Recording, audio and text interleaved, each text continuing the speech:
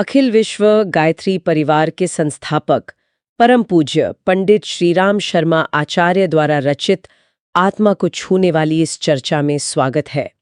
आज हम उनकी एक बहुत ही महत्वपूर्ण पुस्तक भगवान शंकर क्या है इस पर बात करेंगे। अक्सर हम भगवान शंकर की पूजा तो करते हैं, पर उनके असली स्वरूप को, उनके संदेश को कितना समझते हैं। चलिए आज इसी को थोड़ा खोलते हैं। जी हाँ, बिल्कुल। और आचार्य जी जो भारत के इतने बड़े आध्यात्मिक गुरु रहे हैं, उन्होंने इस किताब में सिर्फ पूजा पाठ से आगे जाकर शंकर जी के गहरे तत्व ज्ञान पर बहुत जोर दिया है। उन्होंने एक बहुत सुंदर बात कही है कि भवानी यानी माँ पार्वती श्रद्धा का प्रतीक है और शंकर स्वयं विश्वास का। और जैसे कहते हैं ना, बिना श्रद्धा और विश्वास के ईश्वर को पाया नहीं जा सकता। हाँ, ये बात तो है। तो आचार्य जी बाहरी रूप से आगे देखने को क्यों कहते हैं? मंदिरों में तो हम उनके रूप की ही पूजा करते हैं। उनके अंतरंग स्वरूप में ऐसा क्या खास है जिस पर आचार्य जी इतना बल देते हैं? गुण, उनके संदेश, उनका जीवन दर्शन। हम अक्सर क्या करते हैं कि बाहरी प्रतीकों में ही अटक जाते हैं और जो गहरा अर्थ है उस तक पहुंच ही नहीं पाते। यहीं पर चूक हो जाती है। अच्छा, तो आचार्य जी इन गुणों को समझाने के लिए प्रतीकों का इस्तेमाल करते हैं। जैसे उनका वो नीलकंठ वाला रूप, हम सब ने सुना है कि उन्होंने विष पिया था, पर आचार्य जी इसमें आज के जीवन के लिए क्या गहरा प्रैक्टिकल संदेश देखते हैं? हाँ, नीलकंठ का प्रतीक तो बहुत ही गहरा है। वो जो समुद्र मंथन का विष निकला, उसे गले में धारण कर लिया, न उगला न पूरी तरह पिया। आचार्य जी कहते हैं कि ये हमें सिखाता है कि दुनिया की जो कड़वाहट है, अपमान है, जो नेगेटिविटी है, उसे कैसे संभालें। ना तो उसे दूसरों पर फैला दें गुस्से में, और ना ही खुद को अंदर ही अंदर जलाएं। उसे गले तक रोककर शांति से, विवेक से उसका प्रबंधन करें। आचार्य जी ये भी कहते हैं कि ये कोई पैसिव सहनशीलता नहीं है, बल्कि नेगेटिविटी का एक एक्टिव, समझदारी भरा मैनेजमेंट है।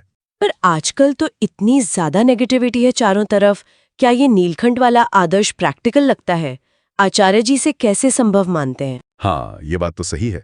विवेक और ज्ञान, इसके साथ कर्म की भी बात आती होगी जरूर। उनके वाहन नंदी बैल, उनका क्या महत्व है संदर्भ में? जी, नंदी बैल सिर्फ एक सवारी नहीं है, वो प्रतीक हैं परिश्रम के, शक्ति के और धर्म यानी अपने कर्तव्य को निभाने के। आचार्य जी का इशारा बिल्कुल साफ है कि शिव तत्व यानी कल्याण करने वाली शक्ति उन्हीं की मदद करती है जो खुद मेहनत करते हैं, कर्मठ हैं, आत्मनिर्भर हैं। आलस में पड़े रहना या सिर्फ भाग्य के भरोसे बैठे रहना, ये शिवजी के संदेश के बिल्कुल विपरीत है। तो ये जो सारे प्रतीक हैं, नीलकंठ, त्रिनेत्र, नंदी, ये सिर्फ पुरानी कथाएं नहीं है? बिल्कुल नहीं, बल्कि आचार्य जी के हिसाब से ये व्यक्तित्व को बदलने वाले सूत्र हैं। आज की जो हमारी लाइफ है, इतनी भागदौड़, इतना तनाव, इसमें इनकी क्या खास जरूरत नजर आती है? बिल्कुल आपने सही पकड़ा। आचार्य जी इन्हें व्यक्तित्व रूपांतरण का, पर्सनैलिटी ट्रांसफॉर्मेशन का एक तरह से विज्ञान मानते हैं। सोचिए, नीलकंठ बनकर नकारात्मकता को बैलेंस करना, त्रिनेत्र से विवेक को जगाए रखना, नंदी की तरह परिश्रमी बनना, और हाँ, शमशानवासी शिव की तरह मौत के डर से ऊपर उठना। ये सारे गुण आज की जो मटीरियलिस्टिक दौड़ है, जो तनाव है, जो दिखावा है, उस जिंदगी में अंदरूनी शांति, संतुलन और असली खुशी पाने के लिए बहुत जरूरी हैं, अनिवार्य हैं। यही इस ज्ञान की आज सबसे बड़ी जरूरत है।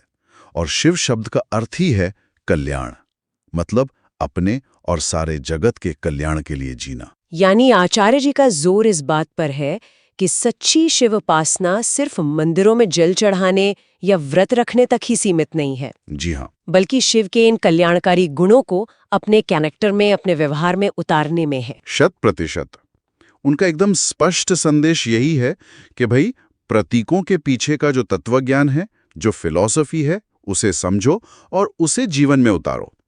बाहरी कर्मकांड की अपनी जगह है, वो भी जरूरी हो सकते हैं, पर अंदरूनी बदलाव के बिना वो अधूरे हैं। आचार्य जी ने शिव पार्वती संवाद का जिक्र करते हुए ये भी बताया है कि खुद शिव जी ने आत्मिक उन्नति के लिए गायत्री साधना को कितना महत्वपूर्ण माना है। तो कुल मिलाकर बात यह है कि भगवान शंकर सिर्फ एक देवता नहीं, बल्कि जीवन जीने की एक गहरी फिलॉसफी है, एक आइडियल पर्सनालिटी का खाका है।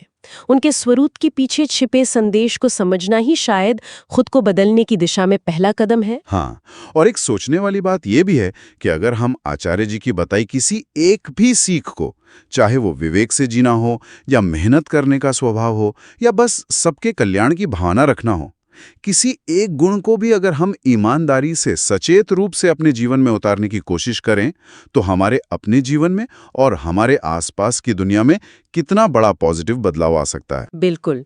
इन गहरे विचारों को और विस्तार से जानने के लिए हम सभी श्रोताओं को पंडित श्रीराम शर्मा आचार्य जी की ये अद्भुत पुस्तक भगवान शंकर क्या हैं जरूर पढ़ने के लिए प्रोत्साहित